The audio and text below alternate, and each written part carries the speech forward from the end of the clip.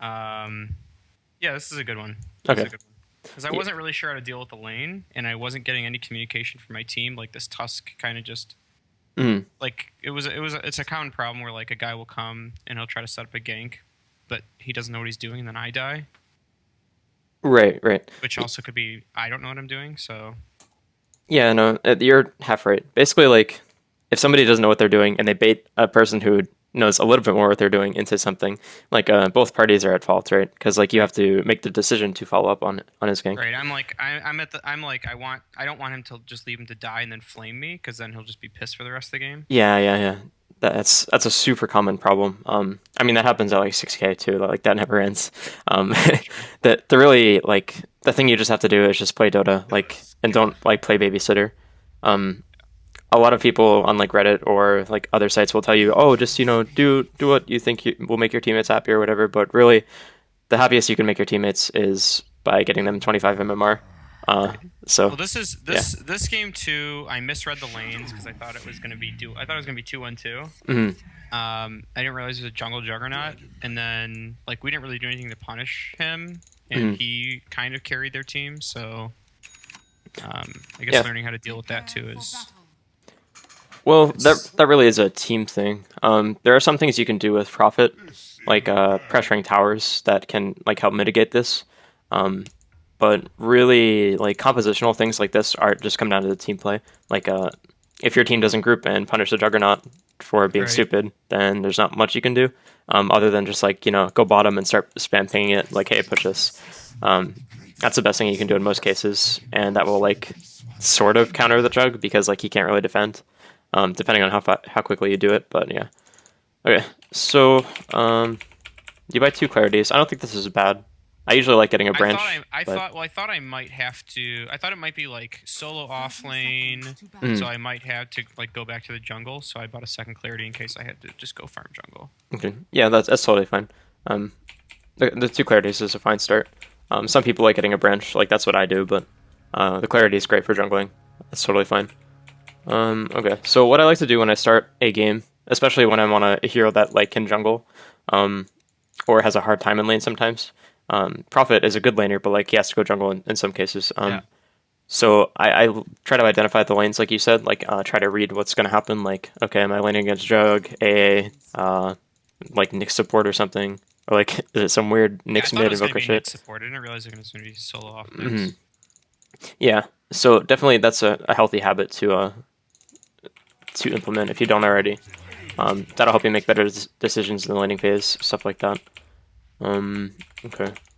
I mean, I think you'll be fine in this case. Like, Yeah, I didn't have any problem with the lane other than I couldn't really harass because the DK I'm mm, pretty sure went just for his passive. yeah, yeah, okay, yeah. You're not pushing this hero out of lane. Like this guy's a mango and a stout shield. All right, so you can harass him, but you are gonna get a lot of farm out of this. Like they can't kill you at all, unless like and Nyx or Invoker roams on you or something. But that's not until way later. So this is a good lane for you. Even though you can't harass DK out, you should still be able to pressure the tower a bit. Um, at least very slowly, not like as much as Broodmother, for example, but you should at least be able to get some chip damage and just like really pressure these guys, and get a lot of farm out of this. Just because like they have no way to actually get on top of you. They can slow you with AA, but that's not going to be enough when you have boots. It'd be a big mistake if you let DK just run up and stun you. And they also don't have the damage to like actually kill you without like cold feet and stun. So this is a pretty good lane for you for sure. Okay, so you send your trees to scout. This is good. I was trying to block his pull because I knew he was going to pull. Yeah, this is really good. This is super good. Not many people do this, so that's good on your part. Okay. I think part of this, like, I spent too much time trying to harass him, and I wasn't getting as much out of the lane as I could have. Hmm. Yeah, you might be able to start harassing when you get like phase boots, but you definitely need to focus on farming in this case because this guy just has a million armor and a million regen. He's even Yeah. maxing Dragon Blood. Holy shit. Yeah, that's why I was like, Okay. I didn't once I realized that, I was like, oh, I really messed this up. Yeah. It's kind of ridiculous actually because like there's no way this is good, but it is good for laning. Well, he didn't have a lot of game impact other than like Right. my team tried to gank him and failed a lot. Yeah. So I mean, this is totally fine. Like, you definitely need to focus on farming in this case, but it's okay. I'd imagine like the laning phase doesn't matter that much from here on, so I'm going to speed through it a little bit. It's really just about like whether or not you give up any kills and like where you choose to roam. I do notice that you don't like look around the map that much. Maybe you're looking at the mini map, but you're not like getting information like this, and this is really helpful. This is something I recommend to anyone, like not just people who have global spells. Like if you see something going on in the mini map, like you see that there's a fight going on, like just based on how the heroes are moving. Killed that invoker. I didn't even see it. Maybe, yeah. Well, it is tricky, right? Because he could have a level 1 Wex or something like that. But yeah, either way, like maybe there was an opportunity earlier where SF was going on him and you could just TP on him and kill him. But this matters quite a bit, and it's kind of why Nature's Prophet is like, I almost want to say impossible to play perfectly, like for any human, because you need to be keeping track of so many different things, like tree and positioning, your hero positioning, enemy hero positioning on the map, like what your heroes are doing. Like there are just so many things to keep in mind. That's part of why the hero is fun, but yeah. But yeah, long story short, definitely like, since this is not a habit already, or at least it's not early on, definitely implement this, especially if you're a Nature's Prophet player. Okay. That's quite big. Okay, so moving on. You go for phase boots, good choice. Yeah, you're starting to do a lot of damage to AA. I mean, with trains and everything. I think this is fine. You want to be careful with these movements, so like you're not at risk here, but it's just a little bit. I thought he was going to be right at the right. Like I didn't think he was going to be where he was. I thought he was going to be retreating back. Okay. I think he had a salve or something, but I didn't realize it. I thought he was lower. Okay. Yeah, he did salve up. He was quite low. So I guess that's fine. If you thought you were gonna get a kill, that's okay. Okay. So feeding treants isn't like a big deal, but you want to avoid it when possible. And like here, it's not. There's just no reason for the treant to tank it. There, I was trying to keep it out of the range of the tower so I could control the creep equilibrium, but I didn't do that. So. Okay.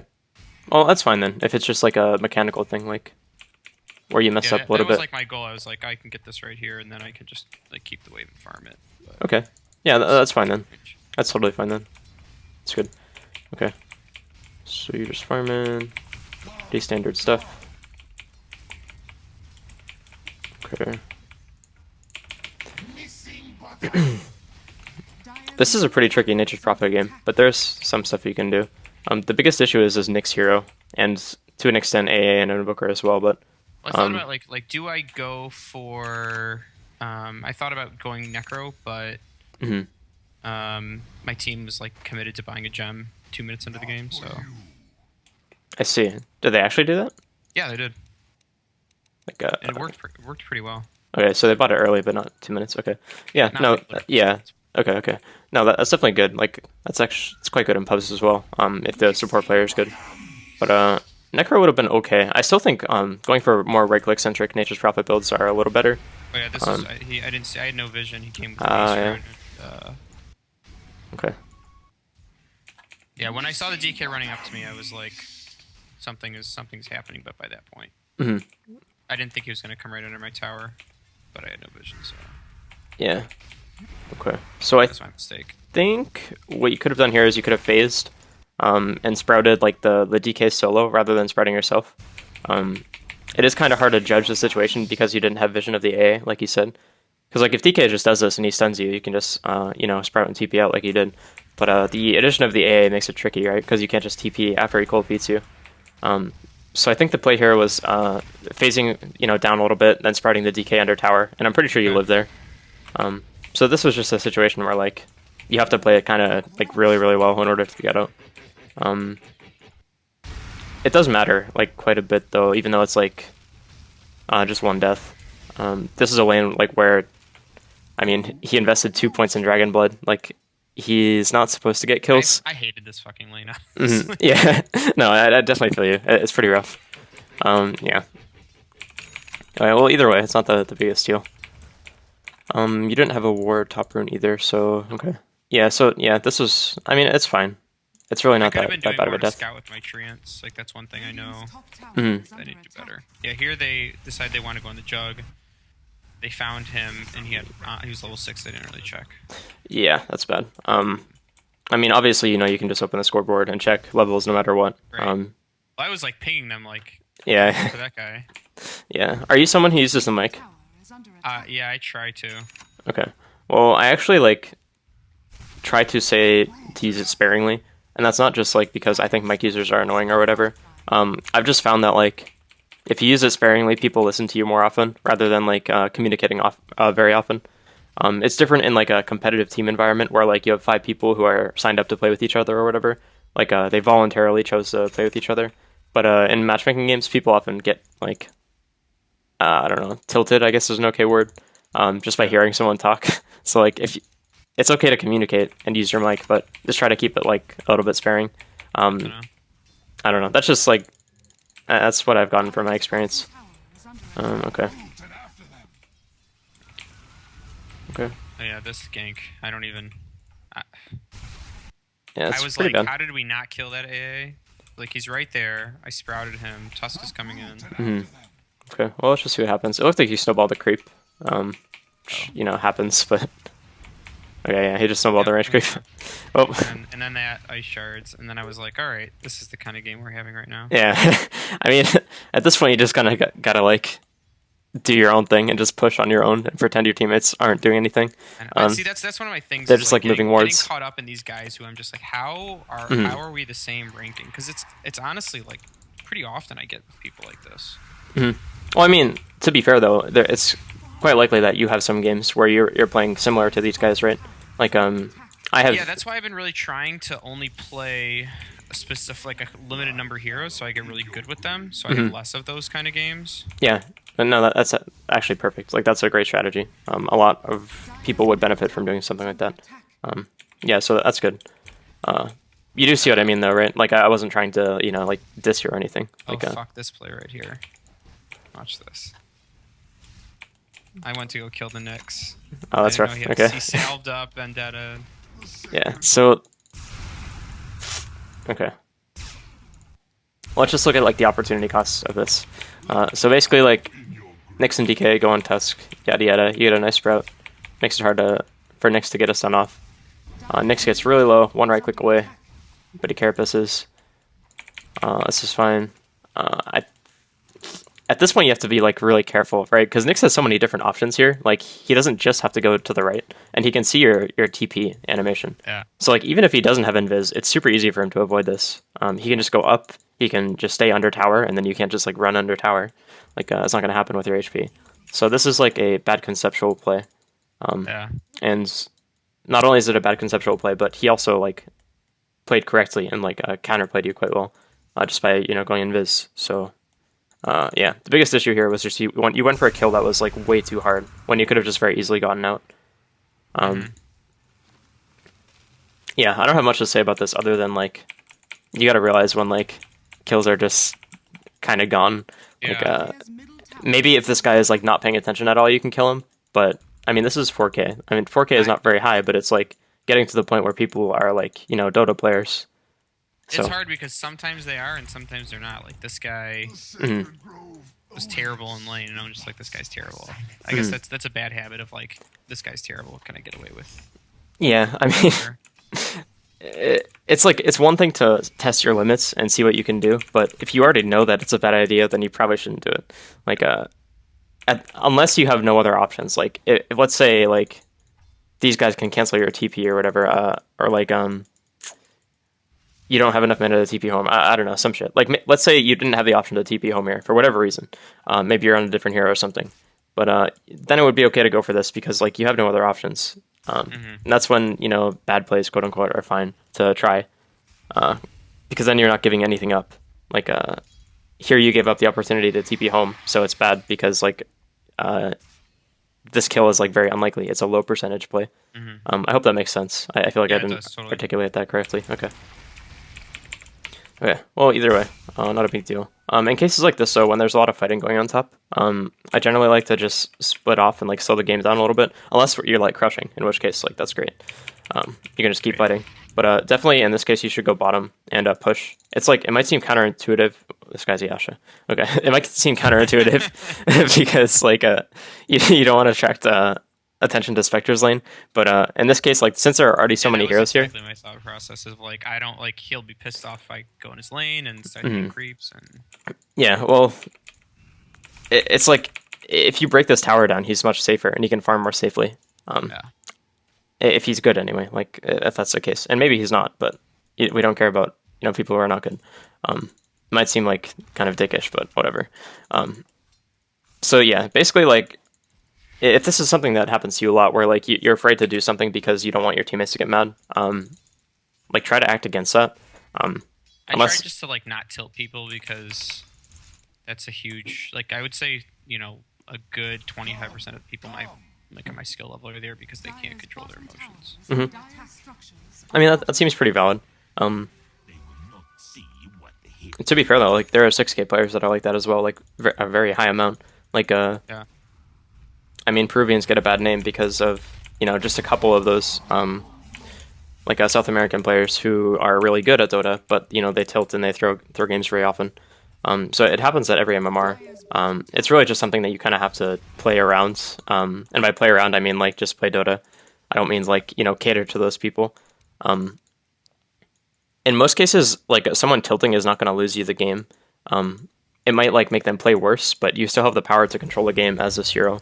Like you can do so much on this hero in terms of like map pressure and, you know, like just pushing waves in like that other heroes can't do safely. This was the best.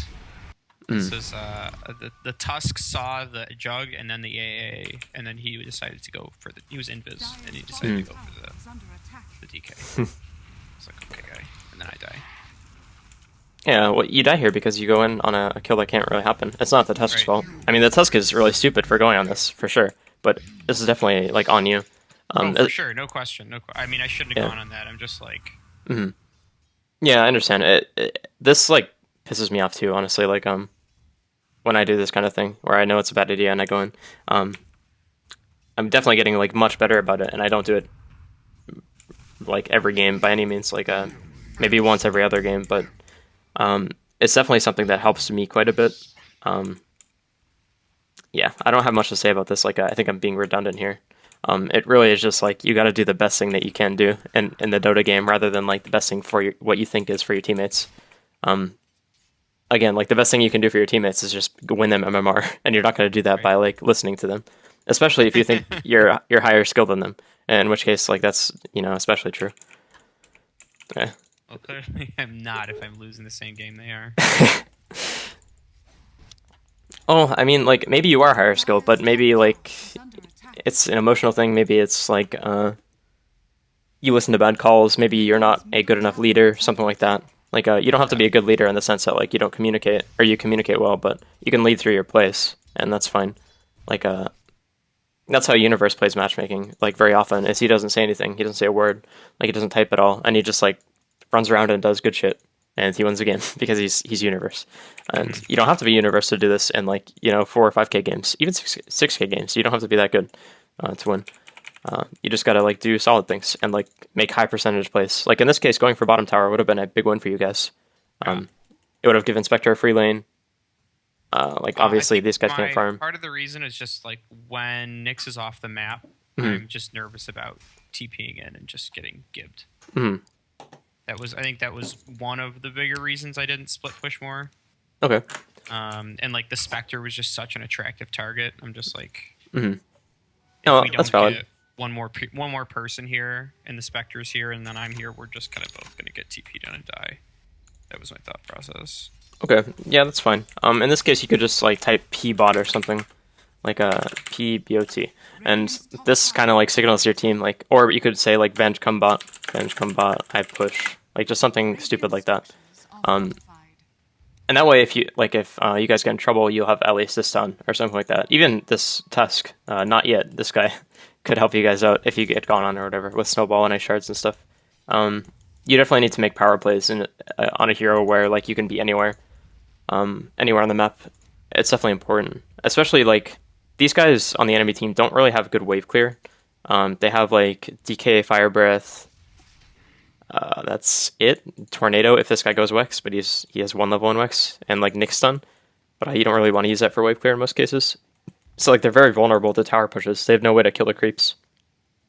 So this is actually like probably the biggest reason you guys lose this game, or one of the biggest reasons anyway. Or maybe it's not the biggest reason why you lose, but it's the biggest, or one of the biggest reasons why the early game seems to be going so poorly. Is because you're not focused on pushing.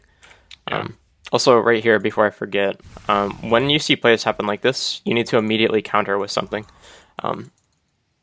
I mean, sometimes the counter is just actually just farming, which sucks. But when Nyx shows bottom here with Invoker, like these are two heroes that can't be anywhere else on the map right now. So you need to immediately go mid or top and start pushing. In this case, it kind of sucks to go top, and mid is already down, so it does suck a little bit. But I still think you need to go top and pressure this guy a little bit, and just like push the waves in. And that will like make Nyx and Invoker make a decision here. Like they need to either TP top and defend the tower, or they need to continue pushing bottom. Probably easier for them to continue pushing bottom, but at least you guys can like make a play from there. Whereas like if you don't do anything and you just farm the jungle, these guys have one decision really. I mean, two if you want to like take into account like stupid things like they could just randomly decide to back off, and that's fine. Maybe that's what they do. But they could also just keep pushing this for free and do it at like pretty low risk. Like Avenge is showing on the map. SF is off the map, I guess, and so is Tusk, but they could just push this with like very low risk. So this is their play. So if you guys go pressure top, it makes it a little bit harder for them, and that's good. Like this is the idea of pressure. And this is really important on Nature's Prophet and any other global hero. Okay. So we get our drums, 13 minutes, not bad. Okay. So you go for mech. You want to be careful with going mech. Like, I think the drums mech build is great. I think it's fantastic, but it really is, like, specific to a lineup. In this case, it's okay because you guys could group and push, but I think in pubs I prefer going for, like, a scaling build, like Aghanims after drum, or, like, maybe Blade Mail into Aghanims or something like that. What makes Egg so good on Furion? I know a lot of people build it. It's... Sorry, go ahead. No, I mean, I guess I don't know what makes it strong, which is part of the reason I haven't really been building it. Okay, so what makes Aghanims on Furion strong is that it, number one, creates a Treant, and Treants have, like, I think 1,000 vision, like 1,000 radius vision, and the simple reason why it's strong is because it pushes out the lanes very quickly. And it pushes all of them at once if you have vision on the creeps. Basically, what this does is it puts pressure on the enemy team without having to do anything. Like, you just cast a spell, and then the enemy team is slightly pressured. And this can really build up when, you know, you start factoring in other heroes, Treants you summon, stuff like that. So that's a very simple reason. But the real insane reason why it's so good is because each of these Treants gives vision. Like, if you consider the fact that like creeps give vision, and this is good, like imagine what would happen if your creeps would just randomly run into the enemy jungle like Treants do. So like it gives you so much map control with one item. It pushes in all the lanes, so you're getting lane creep vision and like pressure on their towers. And additionally, you can move the Treants around so that you get vision on enemy heroes in the jungle. It just basically, it's like a suffocating item. It's one item that can just suffocate an enemy team if it's, you know, used properly, and the Treants are microed and stuff. And that's why that's part of the reason why it's so good. Obviously, there's like the gimmicky, you know, greater Treant thing too, where if you kill a hero, you get a big tree. But really, the reason is the vision and the suffocation factor. That's why it's so good, and it can actually like solo win games. A lot of people will say like it denies your allied heroes farm, and like it does to an extent because like they're not getting as much lane creep farm, but it also opens up the entire map for them because like if you see a bunch of enemy heroes with Treants, then like it's safe, you know where it's safe to farm. So it's definitely a trade-off thing, but it is really good. Okay. So also this would have been a pretty good Orchid game, I think. Yeah, I thought about that afterwards. I was like, Orchid really would have been pretty good against all their heroes. Yeah. But I stopped playing Furion because it's like I used to like rush Orchid. But I found I was just a little bit too squishy. And like I think that the drum build is really good. And the mech makes it like just really hard to kill you, and because I do stupid things. Great reason to build an item, but no, I mean it's not bad. You have to adjust your items to like how you play. That's fine. Definitely though, if it's a good Orchid game, you should take advantage of it because you can just solo win games. Like if you just TP in on Invoker and Orchid him when like SF Tusk are going on him, he just dies. Like he has no counterplay. Right. He might buy Yules or something, but like in this case, he didn't even do that. Right. I thought about that. I was like, he doesn't have Yules, doesn't have BKB. I think it's okay to even go like Drum Orchid or like Bracer Wand Orchid or something like that. So you have a little HP if you're worried about being squishy. I think even if you go, maybe if you go Drum Mech, you can't die to Nyx and Sunstrike. Yeah, pretty Nyx close, though. was just something that I mean, one thing I found when I play Furion is Mhm. just people. You're like a fucking magnet. Yeah, And, for sure. Anybody who sees you's like, oh, this is a free kill. Yeah, no, definitely. That's pretty. I mean, he is a free kill, right? If you don't play appropriately. Right. So what you can do, and use this to your advantage, is you can split push and just never die. That might sound right. like really easy. It's certainly not, as you know. But if you are a magnet, then like if you TP top and you just start pushing this, Nyx is going to run up here, and Invoker is going to wait for a Sunstrike, or maybe he's going to run up. Like heroes are just going to start to run up towards you. If you keep doing this and you go top, then you push this in, then you TP out at the last second, you go bottom, or like wherever else it's safe. Maybe you can go do a pit stop at Ancients, something like that. You just make it annoying for the enemy team to play Dota, and this is a good thing. This is how like Arteezy wins games on anti-mage and pubs, when he's like 3,000 MMR higher than his teammates or whatever. It's just like he makes them run around and do stupid things to chase like this anti-mage. Like he's cutting creep waves, pushing in waves constantly. So he wins impossible games by doing this. And you can do this on Prophet too. It's actually like a little easier because you have a global TP. It's definitely hard. It is not something that you're going to learn in like, a couple of games, but it's something that you can start implementing now anyway. Even split pushing is just something that's like, I started split pushing, and then I would I would like die or something because I didn't have good judgment about who had TPs up, and I'm getting better about like paying attention to who's TPing when and yeah, that's a big part of this hero. Who's on the map and who's off the map.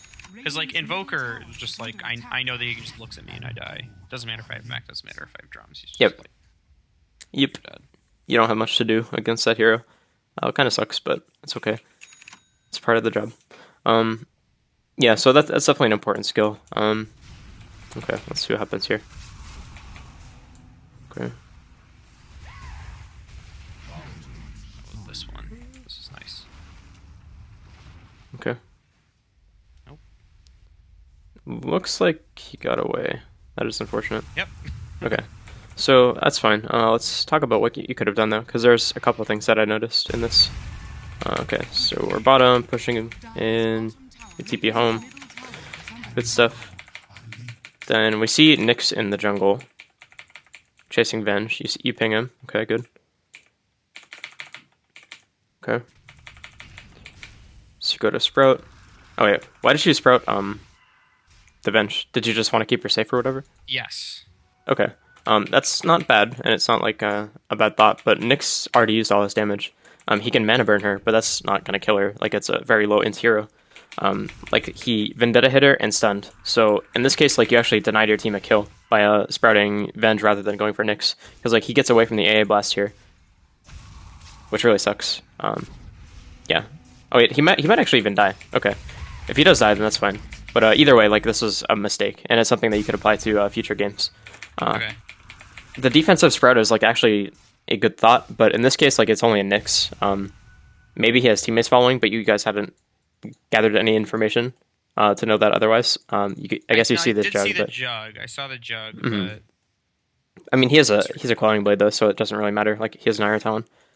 So it's not a bad thought, but like, you just want to be careful doing this, because like, if you think about it, if you sprout the Nyx, it's actually the same thing as spreading the Venge, except the Venge can run around as well, and the Nyx cannot. The defensive spread it makes use of vision and like keeping somebody in place. So if you just sprout Nyx, like, he's denied vision as well. And, like, he can't see past the trees. He's just stuck there. He can't just randomly see Venge for no reason, unless like he has a ward up or something. So does that make sense? Like, yeah, totally. I don't know why I did it, honestly. Oh, that's fine. I mean, that's just something you can think about in future games. Also here, you should have popped that drum charge much sooner, and this would have been a kill. SF would have gotten an extra right click in. Okay. It was just important. Basically, like, as soon as you start hitting this guy, you should just pop it. Like, as soon as he gets out of Omni. Like right here. Because you guys are going to be damaging him quite a bit. So, like, it's either that, or you just start hitting him a little bit sooner. Because, like, you guys had a little period where you stopped. There's no way he kills you in the Omni. Like, not only do you have a Spectre Illusion, but you also have the SF, and you have a mech, and he's not level 16. So there's a little period there where you just weren't hitting him. And you also do a turning movement here. Okay. So yeah, there were a couple like little inefficiencies that really ended up mattering here. Okay. And also one kind of gimmicky thing you can try in this case when you go for sprout plays on people with glowing blades is you can kind of try to guess where they're going to path and which tree they're going to break and just stand in front of it. Like that's incredibly infuriating. That's so infuriating to have happen to you. The only reason I even know about this is because some guy did it to me, and I got so mad that it's never going to leave me. I'm going to be like 80 years old and I'm going to remember that play. But yeah, no, that's something you can try. And it's only in low risk situations though. Like you can't just do it in like a team fight or whatever. But yeah, that is a trick. But yeah, the biggest problem was you just didn't pop your drum charge. He definitely would have died. That would have been big. But it's okay. No worries. Now that people are respawning and like going back to base and healing and stuff, you need to decide where you want to TP. And it can be a little tricky because they can go wherever they want. And you don't have 2 TPs up right now. Like you only have the spell TP. So I think in this case it's better to just like go to Ancients or something like this and farm. And, you know, wait for stuff to happen. Because you can't really go bottom because Nick's just respawned. He's off the map. He could also have friends. He has a Sunstrike Invoker as well. It's tough. So I think, yeah, going to Ancients. Okay, yeah, you go to Ancients. Great. Awesome. Okay, so that's all good.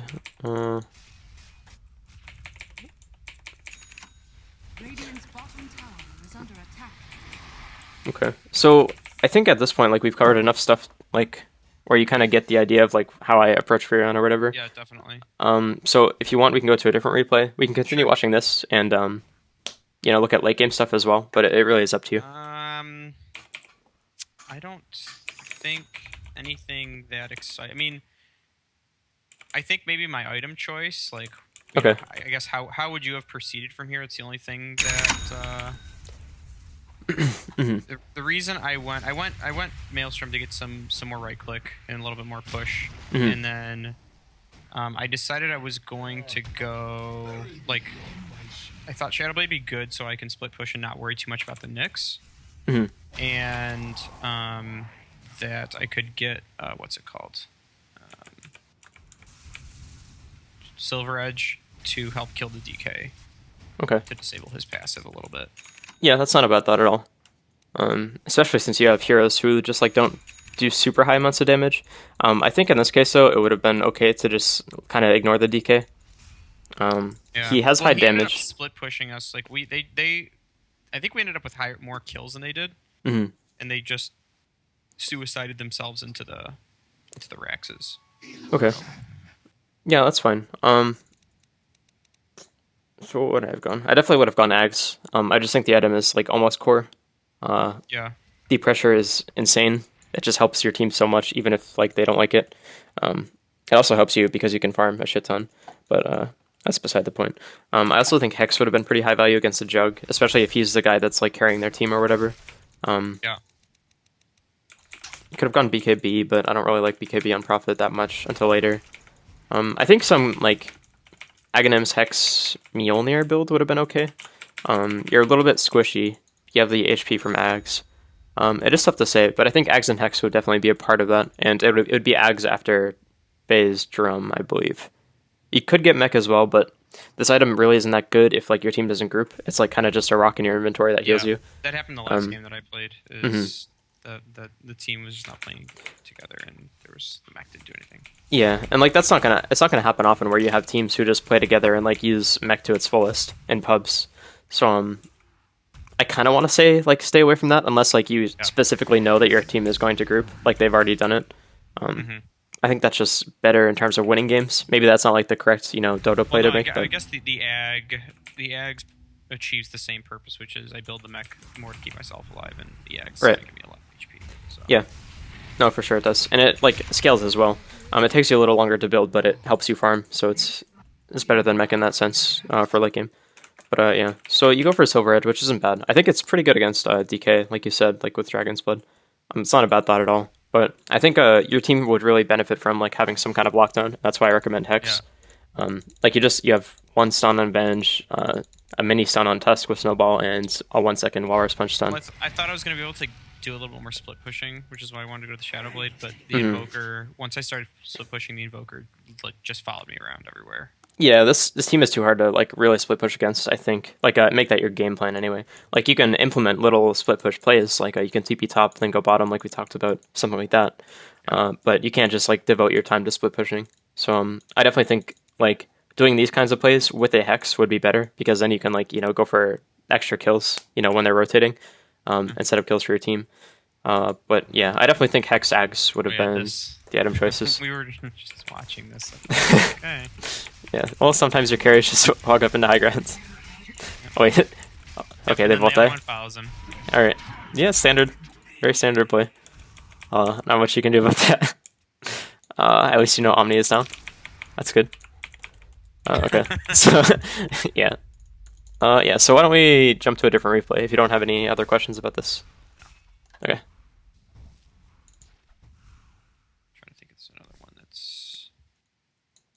I had a game that I thought I really won last night. My quap was drunk. Very good. And nothing you can do about that, I guess.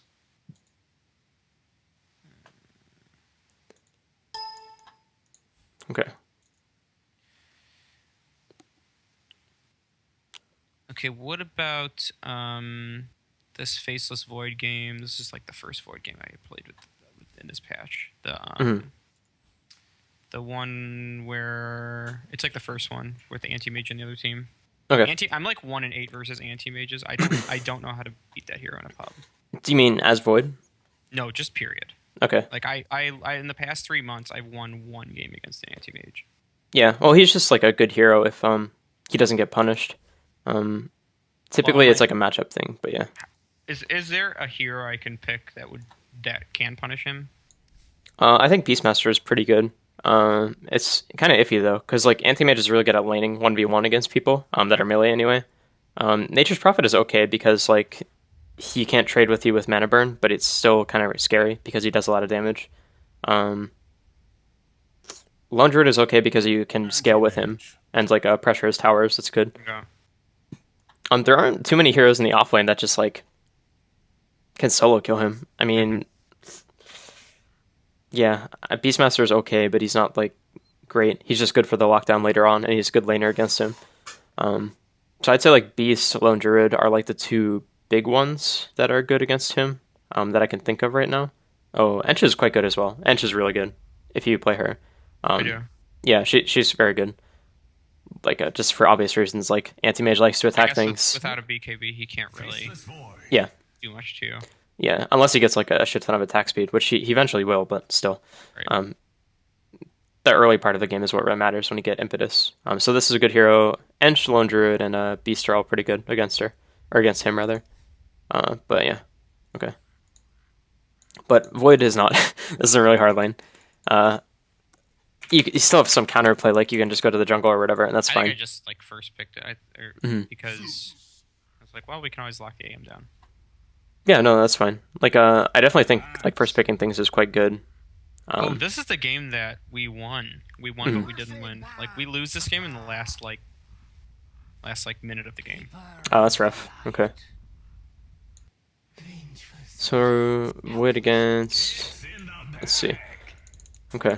So you don't have too much synergy with Chrono, but that's okay. That's fine. Like basically, when you don't have a lot of synergy with Chrono, you kind of have to use it as like a CC spell, but not as in like a CC so you can kill people spell. Right. Like I don't know if you. I think I had some really good Chronos this game. Honestly, I think I think I'm pretty decent at this hero. Okay. Playing like 3 games. I think I played 2 or 3 games with him yesterday, and I really started to get hooked playing him. But he doesn't, unless I'm wrong, he's not supposed to do that much damage in this role. Yeah, no, he's not at all. He can do a little bit of damage, but like it's way later. Okay. I do think like the best pub Void builds involve like going Vlad's, Treads, like the standard stuff, and then maybe Blink. But most of the time, I actually think Maelstrom is like slightly better in pubs, just because like you need to scale a little bit. But I think I've been going like Vlad's, either like Blink Vlad's or like Ogs. Just depending on. Yeah, that's not bad. As long as you get the Vlads, it's okay. My problem with going Ags though is like you kind of deny yourself from being able to scale, and especially in a game where like you don't have much synergy with Chrono, like you don't have a Skywrath Mage or like a Witch Doctor or something, where you every time you just Chrono and then that other person ults, you get a kill. You don't really have that. I mean, you have Weaver and like Acid Spray, and it's not bad, but it's not that good at all. Yeah, so I think in this game I would have focused just more on like selfish items, like Vlad's, Maelstrom, something like that. Into maybe you can go Ags after that, or BKB, something like that. Okay. All of those would have been okay. You could also go AC. It's not a bad AC game. But yeah, you definitely like the hero doesn't do that much damage anymore, like early on, but he can do like quite a bit later on, so it's good. Also, I don't know if you do this. I'll check again. But it especially matters in lanes where like you're going to be harassing a little bit. You kind of want to check to see like what kind of regen your opponent has, and in this case, AM only has 4 tangos. So do you do that? Is that something you do? I usually do, yeah. It's hard just trading with an AM in general. I think I was waiting to see what he skilled because I didn't just want to trade all my mana. Yeah, no, for sure. I almost want to say it's worth investing the time to like see what he has just by hitting him. And like if he hits you back, you can just back up. A lot of AMs will go Blink level 1, like even though it's not as good as going Mana Break. Yeah. I mean, like I think that like if he's good, he should have Mana Break. Yeah. I have no kill potential on him, and then and also like if he had Mana Break, he would be hitting you, right? Like even if he's not good, like anti-mage just love breaking mana. Like he would just be playing way more aggressive on you here. Yeah, so like he would just be hitting you if he had Mana Break. I think that's kind of like the telltale sign. And you might have been able to like maybe not win the lane, but maybe you free up some space for yourself later by getting rid of all of his regen or whatever. Then he has to play a little bit more safe, so you get some more farm. But that's something you could have done. It's really not a big deal, but yeah. Okay.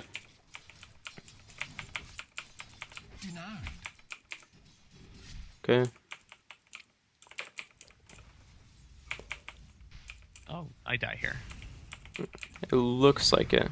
Oh, you went too aggressive. Okay. Yeah, I should have escaped instead of. This was my first game with this hero in the patch, and Okay. It's not really a good reason, but I was like, oh, I can kill this Venge if I get on. Yeah. It is like you can get a lot of HP, but still, it's not that good. My biggest issue here is like, and I know this is your first game, so I'm not gonna go too hard or anything, but like, you used your gap closer when you were already in melee range. Like, it's good to get the HP back, but in order for you to get this kill, you need to like save your gap closer for when you're out of melee range. It's like you go from one side of her to the other, and like you're in melee range the whole time. So I think you actually might have been able to kill her if you had just used it as like a chasing spell rather than the healing spell. I had waited for the open wounds and then done it. Something like that. Well, you probably won't even be able to kill her, but still, that would be like more. Right, it would be better to do that. That's something that's not just going to apply to cases like this. Like that will matter later on. But yeah, I think you understand my point, so that's okay. I panicked a little bit because I wasn't expecting lifesteal either. So. No, it's all good. No worries. It does kind of suck because you're doing like okay in this lane, but it's all good. It's a pub. Can always come back. Okay.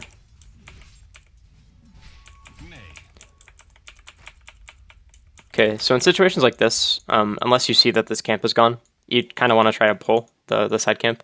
If they don't let you, that's fine. Yeah. So you know in this case, yeah. So you just go to jungle. This is fine. I hope. I think I was going to get my Iron Talon fighting for the courier. Okay. Whose is this? Axis. Okay. Yeah, this is fine. I mean, you could have just gone to the jungle camp as well too. Like it wouldn't have been a big deal.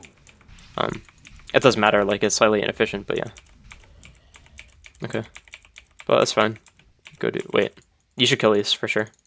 Because now, like, next time you go to the jungle, you're only going to have 2 little hill trolls to kill. I didn't want to miss out on the lane experience. Well, you have to consider, like, you're investing the time to kill these trolls, which, like, they give pretty good XP, too, to guarantee that you're going to get another camp later on. Because now you're going to have to clear these, and, like, it's going to be 4 minutes, so you have to wait until 5 minutes to get another camp. So after these creeps push in and die, and, you know, like, there's no more XP here, you're going to go to the jungle and just be like, oh, I really wish I killed these trolls.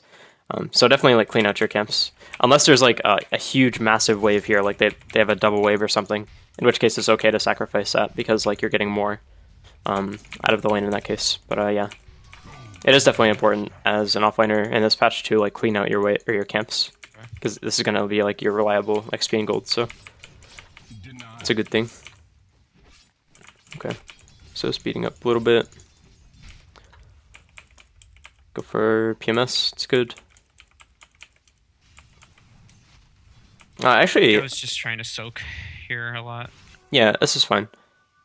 The soaking is good, but I actually don't like going boots that much on Void. Like, it might seem stupid because boots are like a pretty good item in Dota. But yeah, I kind of just like going PMS and like maybe a Basti or like headdress or something. You can get boots after PMS and Iron Talon, but I just found like I don't need boots that much until later, like when I have time walk. No, I kind of know what you're saying. Yeah. Like I sort of felt that, and I think I was like, should I buy boots? But I mean, it's not bad to buy boots, right? Like they're not going to hurt you. Right. They're so good, but I like having the PMS for farming. I think it makes a difference. So that's just what I do. I know Silverin does that as well. He's like a 8K or 7K void picker. So okay. So this was not good, but I think it was a fine idea. Okay, see you. Okay. For the last hit. Yeah. So yeah, it's understandable. If you wanted to go for this, though, you should have gone through the trees. Like you should have just Iron Talon through. Like, am I gonna cut through this tree? Yeah. Okay. That would definitely be the play. It's like a much shorter distance. Also, you could dodge, or at least maybe not dodge the stun with time walk, but you can like elongate the stun travel time. There we go. That's the word. So you can get stunned like here rather than in front of the lifestealer. Yeah. So that would have made a little bit of a difference, but yeah. Also, you could have gone up. Wait, why did it just go? Okay. So instead of going up here, you probably could have waited a tiny bit and just time walked over the wall here, and that would have been okay. Okay, but yeah, either way, it's not a bad idea. The biggest issue with this is just you try to go for something that was like pretty low risk or pretty high risk, low reward. That's probably 90% of my problem. Yeah, definitely going for like high percentage plays is the best. In this case, the high percentage play would just be going for the jungle camp and just getting guaranteed farm. Yeah. But yeah, that's okay. No worries, no worries. Alright. Sword Void. Yeah, I really think that this is the biggest thing on Void. It's just like getting consistent farm and scaling. Well, at least in cases where like you can't bully your lane opponents, and in this case you're playing against an anti-mage, you don't want to trade all your mana away like you said. So you kind of just have to go jungle. It sucks, but you got to do what you got to do. Don't have too much to say about this. I'll just like speed through. Okay, go treads. Good. Oh yeah, I did not expect that giant camp. I was like, can I take this? Kinda. Yeah, you can't really. You should probably just leave it for Axe in this case and go to the medium camp. I don't know what he was doing during this time, but I feel like all the camps were stacked or something. Yeah, they might have been. I mean, it is a jungle Axe, so. But yeah, okay. Yeah, it sort of sucks that you have a jungler, but it's whatever. I mean, that's like a reality I have to deal with. Where yeah, it's like 50% of my games I have some jungle guy. Yep, for sure. Not the biggest deal. Okay. Alright, so right now you kind of have to make a decision like where you're gonna chrono, or if you can chrono anywhere. You generally want to use this on cooldown if possible. Just whenever you can. You actually can kill Zeus with acid spray. Even though Alka's like, oh, he went fucking Grievous Creed Max. Alright, so maybe you can kill this guy without some additional help from like Weaver or Coddle. Kind of tough, actually. I'm trying to think like what would be your best option in this game. I still think going for Zeus is like possible, but he has no stun or max acid spray, so it's tough. I think if I remember, Axe was close to Blink, and I was waiting for him to buy a Blink and then like make the initiate. Yep, and it was make the initiation, and then we'll get like the follow up TPs with the chrono. So you should just be able to kill this guy without it. Yep, it's fine. Okay. So yeah, I'm gonna kill this guy, and I'm like waiting for the TPs to come in. They don't come in. Yep, this is a good time dilation. Yeah, I don't have anything to say about this. I think the biggest issue is like they could have done it without you. Yeah. Like you don't need to be here for this. You do a little bit of damage, but like I just thought that we were going to see a TP reaction from them. Yeah. And so, you know, maybe if I hadn't shown myself, that might have been more likely. But Maybe, yeah. It's Coddle, so. It's kind of tricky though, right? Because like if they TP in Ven, she's not 6. She can't really do much. Zeus could TP, I guess, and that would be okay. He might be able to kill Weaver, something like that.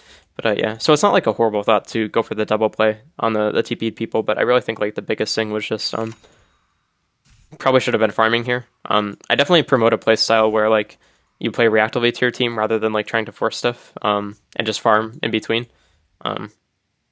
Basically, like if you think about what you're getting out of a situation where like you're farming and then you TP in and like just immediately TPing in. Okay, how do I phrase this? Basically, like worst case scenario of you farming and TPing in, or farming and not TPing in, to like a play that could have happened is like you don't go to a fight that you should have, and your team loses the fight or something like that, and you lose an objective. That's like worst case scenario in that case. Right. But even in that case, you're still farming, so you're getting some gold. Whereas if you go for a play like this, where you just TP top and try to force something to happen, you're kind of like the worst case scenario is like the same thing happens where you don't get a kill because this guy backs off or something like that, and you're not farming in that case. So like you have less insurance for yourself for late game.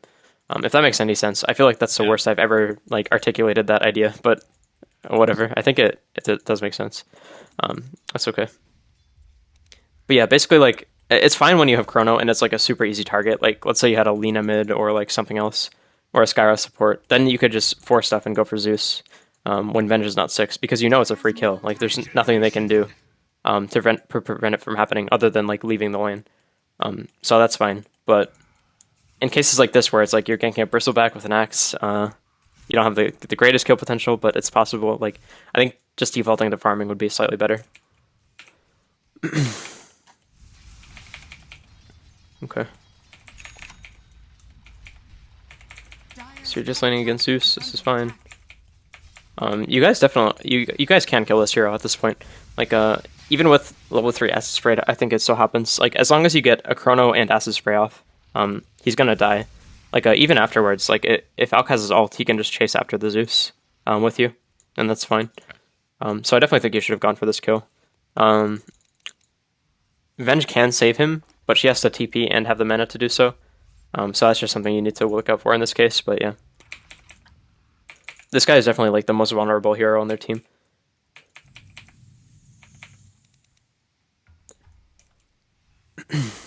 Okay, so you're going for. I saw you ping the left side. I was just like, they could see us coming. Yeah. Okay.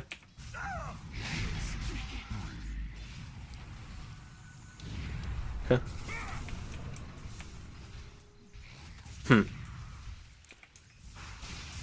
Okay. Oh, Axe is out of mana. Okay. So here's just like a thing that kind of sucks with Void is like you can't just make kills happen on your own if you don't have some kind of damage. And in this case, you guys have like Huddle and Axe, who are not the greatest like Chrono target killers. I think in this case you just had to disengage. Like I mean, it sucks because